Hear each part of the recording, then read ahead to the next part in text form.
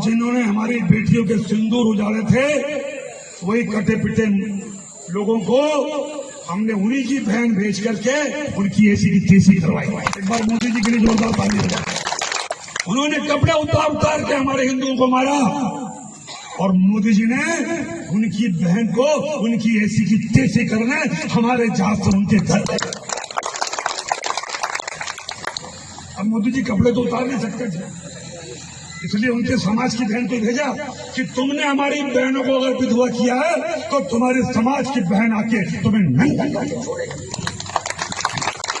देश का सम्मान, मान सम्मान और हमारी बहनों का सुहाग का बदला तुम्हारी जाति की समाज की बहनों को पाकिस्तान भेजकर से कोई ले सकता है। और उन्होंने कहा था, भारतीय जनता पार्टी के एक काबीना मंत्री विजय शाह जी ने जिस तरीके से उन बेटियों को जिन्होंने पाकिस्तान की सेना को थर्रा दिया, उन बेटियों के खिलाफ इतने अनर्गल तरीके से अपनी बात कही, इतने छोटे शब्दों में अपनी बात कही, मैं पूरी भावना को आदरणीय मध्य प्रदेश के मुख्यमंत्री जी के कैबिनेट के मंत्री हैं विजय शाह, उन्होंने बेटियों के प्रति जो अपशब्द कहे, एक मंत्रिमंडल का सदस्य का सामूहिक उत्तरदायित्व मंत्रिमंडल का होता है, तो मोहन यादव जी को अब स्पष्ट करना पड़ेगा कि ये जो विजय शाह जी ने बयान दिया, इससे पूरा मंत्रिमंडल सहमत है क्या? पूरी भारतीय जनता पार्टी सहमत है क्या? और अगर भारतीय जनता पार्टी सहमत नहीं है तो इसी वक्त विजय शाह को बर्खास्त करना चाहिए। विजय शाह जी को इसी वक्त बर्खास्त करना चाहिए। आखिर वो बेटियां जिन्होंने सेना में रहते हुए अपने प्राणों को दांव पे लगा के देश के सम्मान को बढ़ाया, उनके लिए इतने निकृष्ट शब्दों का उपयोग करना, मैं मानता हूं कि ये देश का अपमान है। इस सेना का, हमारी बेटियों का तो अपमान है ही, पर यह देश का भी अपमान है। तो ऐसा मंत्रिमंडल का एक सदस्य जो देश का अपमान करता है, बेटियों के लिए, ऐसी बहादुर बेटियों के लिए, देश की बेटियों के लिए जो सीमा पे सेना में काम करते हुए देश की रक्षा करती है, उनके लिए इतने निंदनीय शब्द कहते हैं, वो क्या मंत्रिमंडल में बने रहने लायक है? और अगर भारतीय जनता पार्टी ये उनका बर्खास्त नहीं करती है, मोहन यादव जी बर्खास्त नहीं करते हैं, तो मैं मानता हूं कि पूरी बीजेपी उनके इस बयान से सहमत है क्या? और अगर सहमत नहीं है तो नेचुरल है, स्वाभाविक है कि उनको मंत्रिमंडल से इसी वक्त बाहर किया जाना चाहिए। कांग्रेस पार्टी मांग करती है, मैं नरेंद्र मोदी जी को चिट्ठी लिखूंगा, देश के प्रधानमंत्री हैं, मैं हमारे रक्षा मंत्री जी को चिट्ठी लिखूंगा, और मोहन यादव जी और बीजेपी के अध्यक्ष जेपी नड्डा जी, हमारे प्रदेश के मुख्यमंत्री, इन सबको चिट्ठी लिख रहा हूं कि ये आपको स्पष्ट करना पड़ेगा कि एक मंत्री ने जो बयान दिया है वो सामूहिक मंत्रिमंडल की जिम्मेवारी होती है। अगर उस बयान पे वो कायम है और आप उससे सहमत हैं, वो मंत्रिमंडल में हैं, तो क्या बीजेपी की भाषा है वो? और अगर नहीं है तो उनको बर्खास्त करें। मध्य प्रदेश में मौसम ने ली करवट, हुई तेज बारिश। भोपाल, उज्जैन, इंदौर सहित कई स्थानों पर हुई तेज बारिश। मौसम विभाग की जानकारी के अनुसार 4-5 दिनों तक मौसम ऐसा ही रहेगा। दिन में धूप निकलेगी और शाम को बारिश होगी।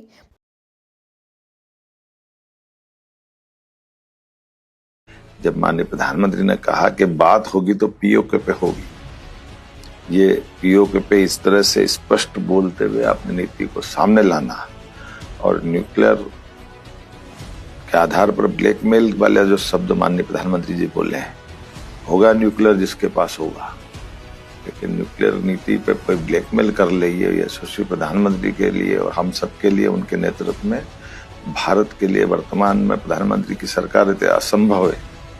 और उनने एक एक शब्द से हमारे हर भारतीय का सीना 56 इंच का किया है। न केवल हमारी उन विधवाओं का जिनका सिंदूर उजड़ा था उनका हिसाब चुकता किया है, बल्कि देश को भरोसा दिलाने में माननीय प्रधानमंत्री जी ने अपने भाषण से संबोधन करते हुए आत्मविश्वास से भरपूर कर दिया है, ऊर्जा से लबरेज कर दिया है। श्री महाकालेश्वर मंदिर में डिजास्टर मैनेजमेंट का 4 दिवसीय प्रशिक्षण शुरू। 13 मई से 16 मई तक मंदिर परिसर में अग्नि सुरक्षा और आपातकालीन स्थितियों से निपटने का प्रशिक्षण दिया जाएगा। एसडीआरएफ के मास्टर ट्रेनर्स और सुरक्षा विशेषज्ञों ने आज क्रिस्टल इंटीग्रेटेड प्राइवेट लिमिटेड के सुरक्षा कर्मियों को प्रशिक्षित किया। ये प्रशिक्षण कलेक्टर एवं अध्यक्ष रोशन कुमार सिंह के निर्देश में हो रहा है। आगामी दिनों में पुलिस और मंदिर कर्मचारी और होमगार्ड भी प्रशिक्षण में भाग लेंगे।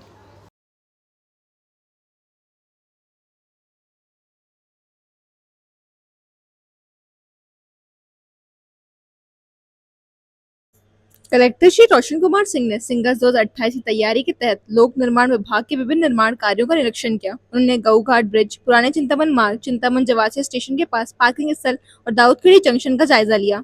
कलेक्टर ने सभी कार्य समय सीमा में पूर्ण करने के निर्देश दिए। कलेक्टर श्री रोशन कुमार सिंह ने सिंगस 2028 की तैयारी के तहत लोक निर्माण विभाग के विभिन्न निर्माण कार्यों का निरीक्षण किया। उन्होंने गऊघाट ब्रिज, पुराने चिंतामन मार्ग, चिंतामन जवासिया स्टेशन के पास पार्किंग स्थल और दाऊदखेड़ी जंक्शन का जायजा लिया। कलेक्टर ने सभी कार्य समय सीमा में पूर्ण करने के निर्देश दिए।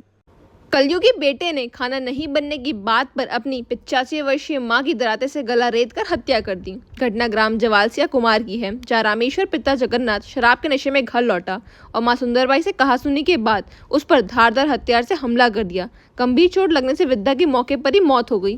पुलिस ने आरोपी को गाँव से ही गिरफ्तार कर लिया। आरोपी के खिलाफ पहले भी मारपीट और आबकारी एक्ट में मामले दर्ज थे।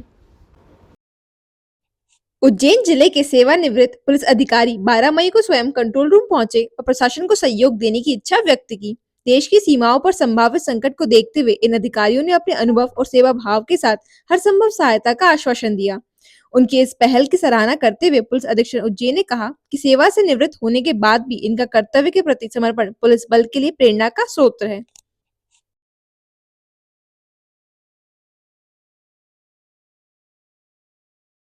डैमेज पाइपलाइन के सहारे महाकाल मंदिर की सुरक्षा। 2016 से पाइपलाइन पड़ी है, लेकिन हाइड्रेट लगाने की जगह अब तक तय नहीं। क्या 8 साल भी काफी नहीं थे, या सुरक्षा भगवान के भरोसे है?